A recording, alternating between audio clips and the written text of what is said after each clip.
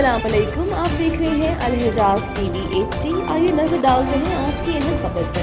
मज़ीद खबरों के लिए विजिट करें हमारी वेबसाइट www.alhijaznews.hd.tv और www.alhijaznews.hd.s पर। ਸਾਡੇ ਨਾਲ ਮੈਟਰੋ ਸਿਟੀ ਵਾਲਿਆਂ ਬਹੁਤ ਜ਼ਿਆਦਤੀ ਕੀਤੀ ਹੈ। ਸਾਡੇ 6-7 ਬੰਦਿਆਂ की ਫੈਰ ਮਾਰ ਦਿੱਤੇ ਨੇ। एक मेरा चाचाजाद भाई सी, उसकी डैथ हो गई है। असा लाश लिया के रोड ते इंतजाज जरूर किया। साडा तोड़ फोड़ नाल कोई तलक नहीं, असी तो अपनी मुसीबत विच पे सां। साडा इस वाक़या नाल तोड़ फोड़ नाल कोई तलक नहीं, पर अमन असा रोड ते इंतजाज किया। इंतजामिया की अपील करांगे कि सानू इंसाफ चाहिए। DPO साहब SHO साहब साडे नाल 2 दिन वादा किया है कि मुजरम तुहाडे गिरफ्तार करांगे। सानू इंसाफ चाहिए। असी कती तौर तक ना कानून हत्थ च नहीं लेना चाहते।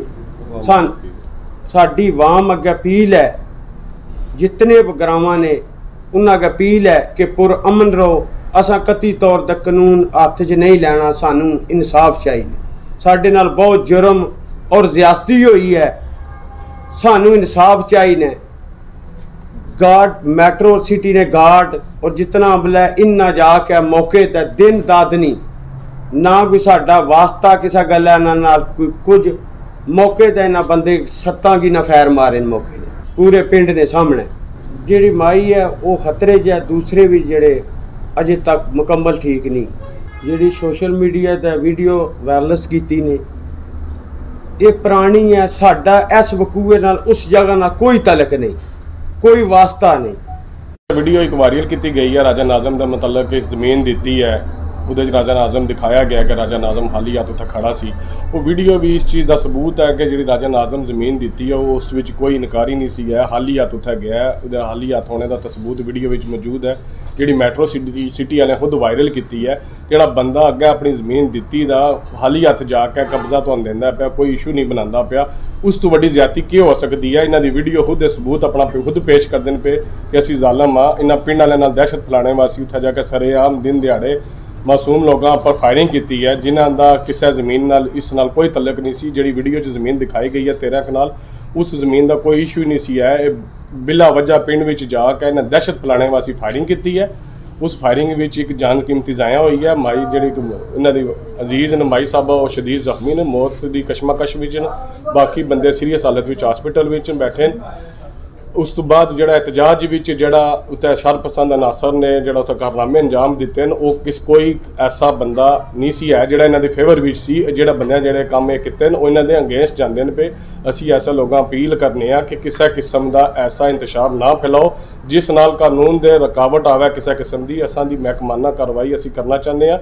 उस भी सानू उम्मीद है DPO साहब साडा इंसाफ करनगे, अदालतां साडा इंसाफ करनगियां। DPO साहब मौके पर आए। DPO साहब इस चीज़ खुद गवाह। राजा नाजम साहब, असी जफर सी, जिशान हालत सी, तारक सी, असी सारे मिल के जितना हो सके असा रोल अदा किया। आवाम को पुरअमन करने वास्ते असा लोगों की मिन्नत समाजत भी की है। रोड ब्लॉक जी सी उस भी खिलाई है। हर किस्म की DPO साहब SHO फरासत चट्ठा साहब मौजूद सी, रांझा साहब सिटी SHO मौजूद सी, राणा अमृत साहब सदर वाले SHO मौजूद सी। उन्होंने मिल के उन्होंने को बकायदा वीडियो सोशल मीडिया पर भी हो उन्होंने को मौजूद भी हो महकमाना उन्होंने को वीडियो भी हो इस देख सकते हो। किसी किस्म का उत्थे जाके पूरा अमन करने दी लोगों में असीं मिन्नतां करते रहे हैं, ना कि कोई नुकसान करे। ये नुकसान मैट्रो का होया ही होया, ये सराय आलमगीर की आवाम का भी नुकसान है। असां दे इलाके की बेइज्जती है। मैट्रो तो चलो दहशतगर्दी फैलाई है। असां दी आवाम अगे अपील है कि खुदारा ऐसा कोई कदम ना उठाओ जिहड़ा साडा इंसाफ विच रुकावट बने। दूसरा साडे वकला बरादरी साडा साथ दिता है इस सानिया वासी। ये सानिया चोयां दा सानिया नहीं है, ये सानिया सराय आलमगीर है। सानिया मैट्रो सराय आलमगीर दा सानिया है। ये खुदारा सारे मिल के कानून मिन्नत करिए, रिक्वेस्ट करिए कि इस जुडिशली इंक्वायरी कराई जाए, महकमाना इंक्वायरी कराई जाए जिस विच कोई सियासी इंटरफेयर ना होवे। इसका दुध का दुध, पानी का पानी किया जाए। ये मैट्रो वाले इस तो पहला भी कितनी दफ़ा जुल्म ज्यादती कर चुके हैं।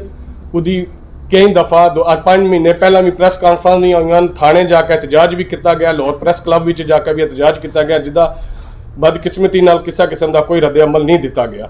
और रद्द अमल ना देना, कानून की सुस्त रवि का अख्तियार होना, अज एक कीमती जान जाया हुई है। जितना सानिया होया इस तो वड्डा भी सानिया हो सकता सी। इत्थे होर भी शरपसंद जिहड़े नासर इतना कुछ कर सकते सी, होर भी कोई कीमती जाना नुकसान हो सकदियां सी।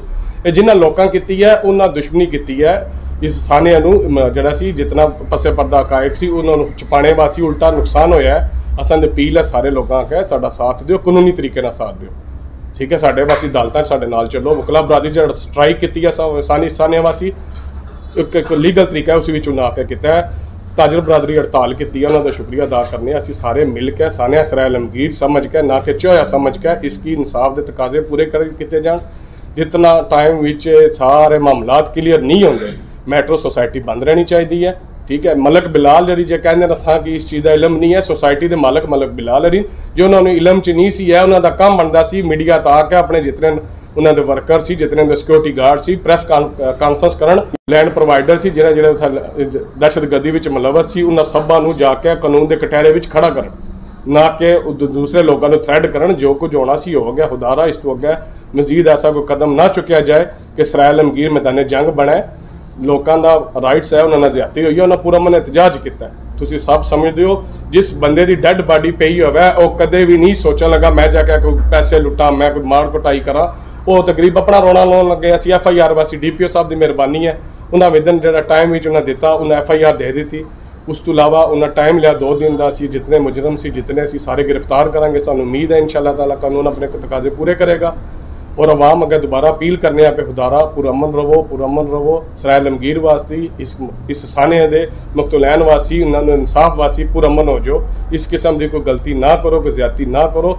जिहड़ा बंदा इस किस्म की शरपसंद अनासर कोई इहो जी हरकत करता है उसकी कानून के मुताबिक दसो, उन्होंने 15 करो। जो मुतलका कोई पुलिस है थाना है उन्होंने इतला दी जाए कि यह लोग शरपसंद अनासर जिहड़े ने काम कर रहे हैं। बहुत शुक्रिया।